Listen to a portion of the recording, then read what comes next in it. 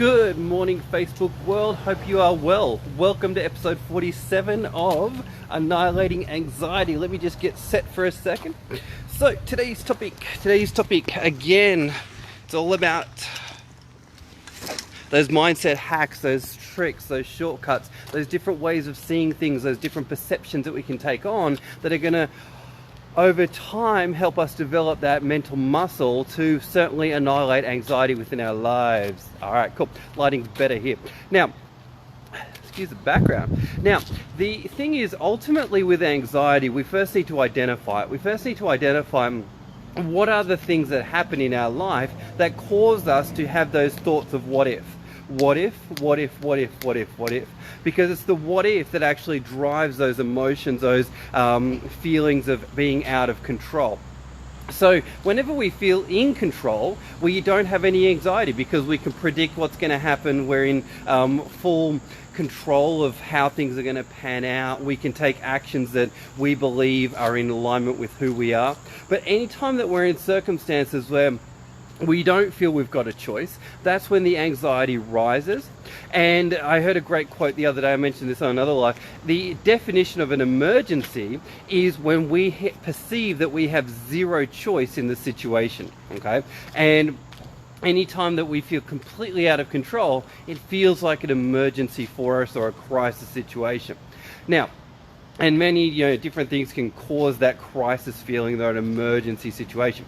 Now, let's go look at anxiety for a second. Ultimately, the less control that we perceive that we have, the higher the anxiety, as I said. And what we need to be able to do is realize that ultimately anxiety is a choice, and anxiety comes back to our willingness to take responsibility and our willingness to act, because often we'll get anxious because, we'll get anxious because other things around us will be happening and we'll have a sense that we can't influence or take any kind of action in the situation at all.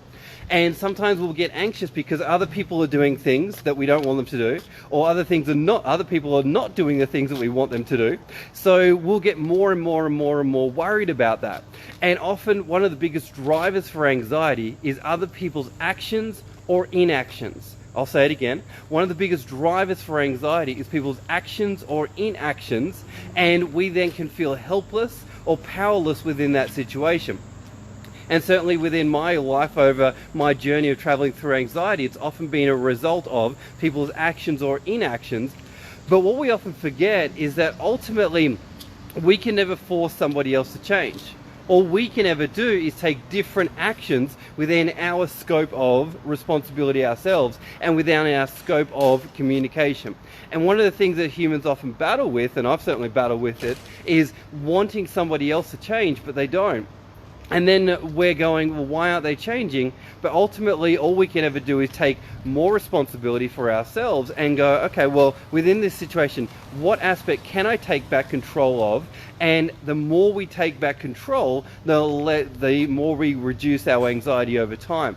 And I think that the more you actually write down what are your triggers, what are the things that set you off, what are the things that spark anxiety for you, the more you identify that, the more you actually become conscious of it, the more you come back into control of your mental thought process and what goes on for you on a regular basis, right? Now, as I've said, annihilating anxiety, it's something that we want to aim towards, but we also need to appreciate that anxiety is normal.